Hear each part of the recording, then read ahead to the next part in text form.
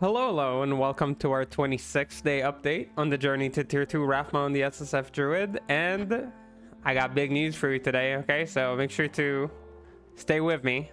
Don't leave me hanging.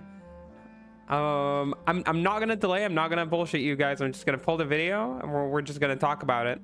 Okay, so let me pull it up.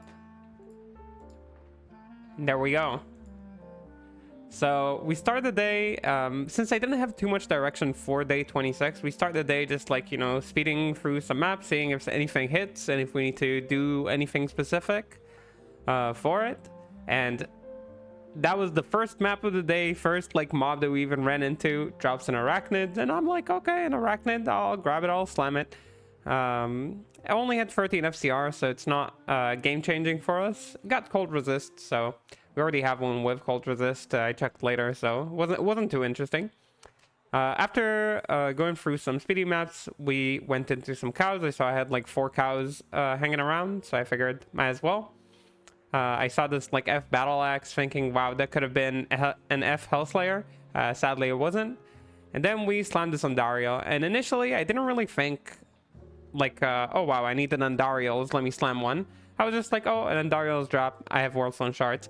But after I slammed it, I realized that in a world where we only rely on the crows for damage, and we mostly use the bears as like summons with like Spirit Keeper, there is not a lot stopping us from running Andariels over running Spirit Keeper, which would guarantee us 8 to maximum poison resist, which means another avenue of like Helmet kind of opened up for us. It is not necessarily better for us. Like Spirit Keeper has a lot of benefits, like the fire resist. It has the, what's it called? It has the cold absorb on it as well, and the random skill that can sometimes be useful. But it's just something that I kind of like thought as I was going through like gear options after slamming this, that it's very possible for us to incorporate Andariels as well instead of a Spirit Keeper. So that's something I'm going to watch out for from now on. Afterwards, in the same map, we ID'd this very nice small charm, 15 to life, 11 to cold res. Very nice charm for us, as cold res usually will be the type of res that we're missing on our character. Fire and poison are often like covered by our gear. Later on, I think in the next or the 2 maps after, we got a void event, which was very nice. We've been getting a lot of void events recently, and this was the first one of the day, and they dropped us the splinter, and you can see I'm not even phased. I just, okay, another splinter, you know, put it in the stash with all the other ones. Apparently once you get the Annie you need, you don't need to work hard for splinters anymore. I didn't know it was the case, otherwise I would have gotten a good Annie like earlier. And Arcane's drops once we shift into Scovos, and yeah, only 1 skill, so we don't keep it. After that, we farmed some ancestral trials, and while identifying some charms, we found a summoning druid skiller. Here we go, finally. We've been after all these skillers, you don't need 20 skillers, you just need the one that works. And in the same maps, we even got another void event. These are, by the way, not from catalyst shards. They're just void events we happen to run into. So we just finally, the rotation of events decided to bless us with some void events. And how crazy would it be if this was another splinter? Sadly, it wasn't, but still was nice to get the experience. Was nice to get like the chance at another splinter. And we also get in the ancestrals a pair of battle boots, unique battle boots. These are of course war travelers. We already had a pair, but it was pretty bad with minimal MF. This one is 35, so not much better. I still wanted to slam it just to see what it gets. And it gets free to PDR, which is a pretty nice slam. Like, it makes it a little bit more comfortable to run around with, a little bit more tanky, which is nice. Sadly, we can't use it because we need a CBF from our boots, but you know, it's nice to have. Over here at Geeds, we see a chance at a Hellslayer, and of course there's a chance at an Athena's there that I'm kind of waiting on and always buy it last. Stone Crusher instead of Schaefer's, classic for a legendary mullet, and we get a Valkyrie Wing with 2 skills to Amazon. So kind of went in the veil. Sadly, it doesn't come out as an Athena. The Thresher comes out as Reaper still. It could have been Soul Harvester, Reaper Stole, or Athena. We actually had the chance to buy this like 8 or 9 times, and we have never gotten an Athena's from Geeds. We always get either Harvester or Reaper Stole, which is pretty weird. Like, I thought Athena should be like less rare than a Reaper Stole, but we dropped so many Reaper Stoles, like probably over 12 by now. We've dropped only 1 Athena's, which is kind of sad. You can see that like slightly later we dropped this amazing jewel, 15 IAS, 12 res, not specifically relevant to our build, but a really nice jewel. So really cool to see.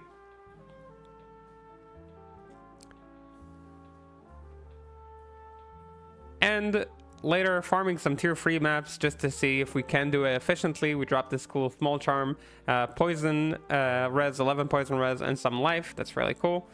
We took a break for mapping around like the 4-hour mark, I think, to do some crafting. Only ended up with like 2 that I wanted to slam, and only one of them actually had PLR. This one was a Druid skill one. I thought maybe it would be nice if hit +1 all skills, but a hit cannot be frozen, which kind of made me think, oh damn, I can change now to the battle boots we just got. You can see now I have like different boots. I can change to them and run this instead of the Maras we had before, because we didn't really need the extra res. And this way I just get more MF on my gear, which is cool. It's like a nice gear update moment. And we go ahead and slam the other Ami that we had. It was actually one that we bought, and wow, we finally hit a PLR amulet that also had all resistances, even had flat life with 2 max all. And this was really game opening. This kind of convinced me that we're gonna upgrade our bossing gear, and I think we took about 30-40 minutes to kind of try and play with the puzzle pieces that we have, trying to make this kind of puzzle work with this new addition. And that was really fun, just you know, having a crack at all the gear options that we have laying around. And I think I kind of have something that is very close to, you know, being ready for battle. Sadly, like after, oh, never mind, sorry. Right after we go back into the maps, we get another Druid Skiller. 2 Druid Skillers a day. You don't need 20 skillers for other classes, just 2 for the right class. Not 1 for the right class, 2 for the right class. That's actually what I meant to say earlier. But yeah, absolute shock that we got 2 of them in the same day. And here we get a Jalal's. It's 1 to shapeshift, so I just drop it back on the ground. And yeah, we just went speeding through these maps and hoping for events. We get a bear rune on the way, and I know I promised when I get a bear rune I'll do an infinity and all that, but being so close to the gear now, I think I'll save this bear and probably cube it up for a cham rune, not a cham rune, a jaw rune for our gear. Later, while running Uber Ancients, just because we had a bunch of them, a bunch of entries, I found a metal grid, so we go ahead and slam it. You know, I love the metal grids. Hoping for a nice roll. We got 33 res on it, so it's definitely like with a lot of potential. And we go ahead and slam it. It does look like it survived, and it rolls 11 to dexterity. It survived, but nothing major. After some more speeding, we get another Mendelin event. It doesn't drop the splinter, but we already got so much today, so we're really okay with it. And right afterwards, in the same map, what am I showing? Yeah, right afterwards, not in the same map, sorry, in the next map, we get another Mendelin event, which does drop the splinter. So we get 2 splinters a day. This is like, in 1 week we did so many, like 1 week compared like to all the other weeks, we did like more. The week's not even over. Like week number 4 got us more splinters than all the other 3 combined. It's pretty crazy. And we get this cool belt as well, 25 PLR and like total of 65 res, relevant res, poison, cold, and fire. Really cool little belt. We do end up breaking it, sadly, but it was a really cool belt. Like if on a good slam, it would have been a really nice one. I think I also slammed this OEM, yeah, just to see what it can give us. And yeah, a lot of like improvements. Like I'll talk a little bit more about the amulet soon and what it means for our bossing.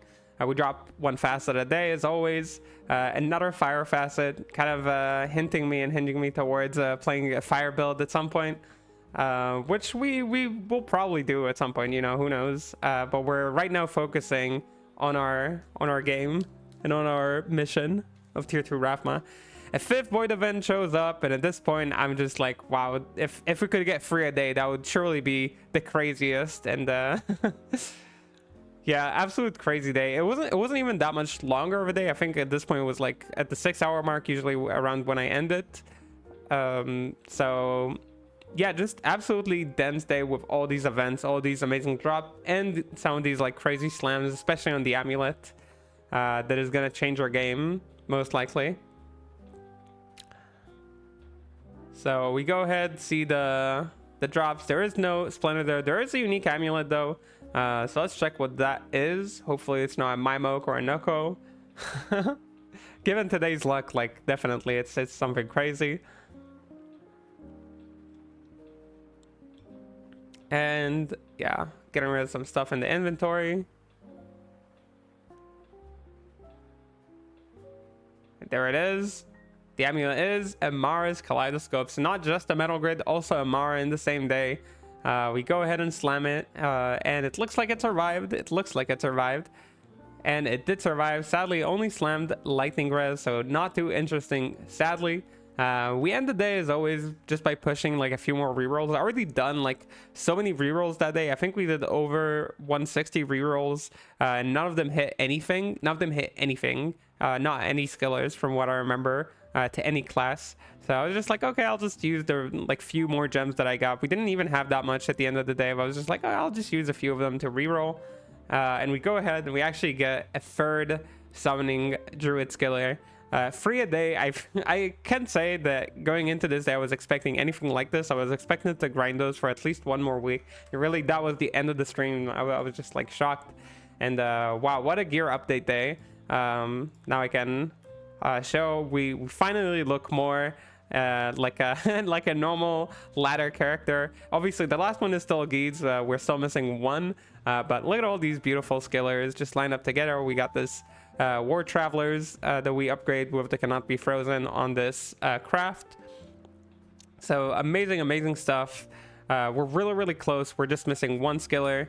And once I do get that last skiller, we will go to tier 2. But because we got all these like, you know, all these gear updates on day number 26, I did say that on day number 27, I am planning on sending a tier 1 Rathma. I heard like, I think 2 or 3 people already asked me about like when we'll do tier 1 Rathma. So it is happening on day number 27. If you want to catch it, go ahead and join me on the Twitch. So where's my gear? Oh, there it is. So where's the amulet that we made? Yeah, amazing. 75 PLR, 16 all res, 30 flat life, which is effectively like what you'd get from like usually I craft like these brilliant amulets to give you 8 all attributes, or they could give you 8 all attributes, and these attributes translate into life as well. So here 30 flat life, that is kind of like on the same value as 24 attributes, or as like, yeah, like 8 all attributes. So it gives you 8 to vitality, 8 to strength, 8 to dexterity, so you can put more points into your vitality later. 30 flat life, kind of like the same. 16 all res, amazing, more than I could ask for normally. 2 max to all, and basically what that means is it opens us up to different types of gear. So before that we had like the 7 from the Spirit Keeper, 6 from 5 from the Guardian Angel. That puts you at a total of 12. So with the 2 from the Inferno Strides and 2 from the Amulet, or 2 from Amulet and 2 from Belt, we can make it to 15. So that's like one option for us to play with it. The other option is to use an Endariel's, which would give us 8, 5 from the Guardian Angel and 2 from the Amulet that we love so much. And another option is to use, of course, the Venom Word that we got, the +1 skill Venom Word. There it is, with the Spirit Keeper and the Amulet, totaling at 15 either way. Of course, while buffing Cold and Fire as well. So now we have a lot of flexible ways to clear our 15 maximum poison while still getting our PLR very high. So makes us very flexible. I did go ahead and box my Athenas, even though it's only 3 and 2. We did go ahead and box it just in case it hits 4 sockets. Maybe it would be enough for tier 2. Sadly, our box streak is still not the best, where we got 2 sockets on this one. sadly. So we definitely need a new weapon, a different weapon. But with the addition of this amulet, we are now so much stronger and more flexible with what our gear can do. I already kind of cooked the setup. Like the gear you see here is the gear I'm planning on using on day number 27 for tier 1. We will use an arachnid mesh to get some FCR. We crafted some PLR rings, and we got this nice 45 PLR 10 FCR ring. Doesn't have res on it, but generally speaking, like, you get a lot of res from your weapon on this setup because you put all res jewels in it. Like, that's the idea, at least. If I had enough sockets, it would definitely be a lot easier, but sadly we didn't get those. But yeah, the goal would be to use Spirit Keeper, Guardian Angel, the new amulet, and the Inferno Strides, giving us a total of 11 maximum to cold, 11 maximum to fire, sorry, 13 max cold, 13 max fire, 15 max poison in total. So giving us like really nice max resist, more than we'd need, pretty much. We'd use not the Ravenfrost. Where's my...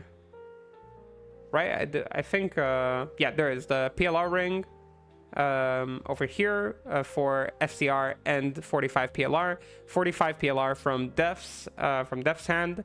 75 comes from the amulet, totaling at 165. It's not 175, but it's close enough. It's good enough for us. And I think, oh, actually, no, we are going to use the Life Slammed Ravenfrost. We'll use it for the CBF. Arax, as I said, +1 all skills. FCR lets us get that 26 FCR breakpoint so we can actually cast. And the weapon will be Athena's tomorrow, unless we somehow hit anything else that is better, even though I doubt that we would. So that's the current setup. That's the current plan. Of course, there are things that could be better, but this is currently what we got.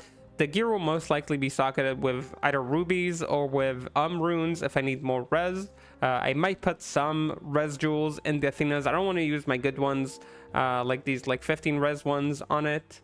I might use like one of them, just like one of them, just to see how we do there. I'll just have to see how our res kind of pans out with all the things that we're like now doing. Of course, we'll use the Druid Torch and Amazing Analyst that we got already ready for us. And yeah, that's pretty much the plan. So we are pretty much sorted for day number 27. I will also start the day by farming some pests, because I think with the gear we have currently, we just might be able to send it for tier 2 clone as well. So order of business for day number 27, we'll start with some pest farming. I'll go through a few maps just because I like, you know, warming up some maps. And then we'll run the keys just so we can have BSS. Hopefully we'll farm 2 pests in the first hour, so we can run 2 declones. And yeah, that's pretty much the plan. Okay, I might also I say might because I don't know if that will actually happen, but I might also make a rune word for Heart of the Oak, just because I want to use it for a tier 2 clone. I think it would be slightly better given our current gear. So that's kind of the plan for day number 27. Farm pests, run some maps, run declone, and then send the tier 1 Rathma, see how we do. Once we know all that, once we do all that, I assume it will be at about 3 or 4 hour mark. We might go back into mapping a little bit, maybe look for specific upgrades, maybe look for specific crafts that could more fit better like our setup and what we currently have. And obviously hunting for that Athena or Cranebeak right now as unique weapons that could be really nice for us as summoners. But yeah, I feel so close. Basically, like, I think if we just get like a good Athena's or a good Cranebeak, like our whole setup could be done, could be ready for tier 2. And yeah, who knows, it could be today, it could be tomorrow, but we're really close. Everything else is pretty much set, and everything we're doing from now on is like slight touch-ups and like slight upgrades on like, oh, I can get slightly better breakpoint, or I can get a little bit more life, a little bit more res. These kind of things are the things we're looking at, and just mostly looking for a weapon, especially one that doesn't end up with 2 sockets like the ones I normally end up p-boxing. So yeah, with that said, thank you for following on the journey. I appreciate the comments. I love reading them, and I think I do fairly well in answering them. If you have questions, or if you think I'm doing something incorrectly, just let me know. Like, sometimes I just end up learning new stuff, Generally, I do look into the things I'm doing and try to give them a lot of thought, but sometimes, you know, sometimes I miss stuff. I'm only human. So it's always nice to read. Even if I end up disagreeing, I might learn something. So yeah, thank you for watching. I'll see you on the next stream or in the next video. Until then, have a good whatever you're having. I don't know. Bye bye bye.